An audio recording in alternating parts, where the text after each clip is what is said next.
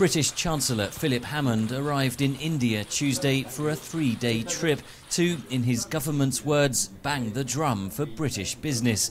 The quest for new Commonwealth trade links has been dubbed Empire 2.0 in the British media. International Trade Secretary Liam Fox, also on a trade mission in the Philippines, wrote on Twitter recently that Britain is one of the few European countries that doesn't need to bury its 20th century past. Indian lawmaker and former United Nations Under-Secretary General Shashi Tharoor has just written a book titled Inglorious Empire. He has a different assessment of Britain's colonial conduct. Of which the highlights, but only the highlights, in a very, very long period, include the Jallianwala Bagh massacre in Amritsar in India, which killed defenseless, unarmed women, children and men, the use of chemical weapons in Mesopotamia, the air bombing of a number of innocent civilians in Basra.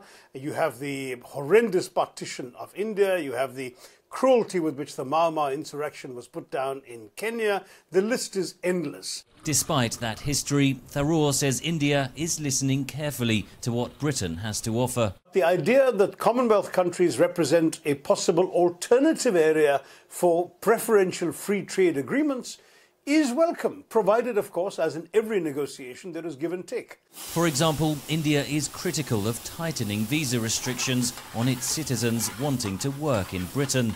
The measures are hitting one of its major cultural exports, curry.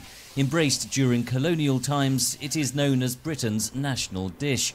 Many working in the $5.6 billion industry backed Brexit, hoping it would open the door to more migration from Commonwealth countries. They now feel betrayed. Because we feel it will be fair policy, we can able to bring people from outside the EU, from India, Bangladesh, Pakistan, where people can come and look after our business because industry needs chefs desperately. So this is something now is happening opposite, because the people we are currently working on, helping hand for the European worker, Romanian, Polish, they are not going to leave. And so what we end up with is nobody to work for us. Cutting migration was a central pledge of Britain's campaign to leave the EU.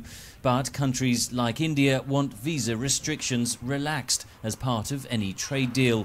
Indian lawmakers say they are open to rekindling old trade links, but vow that in the 21st century, Britain will no longer dictate terms.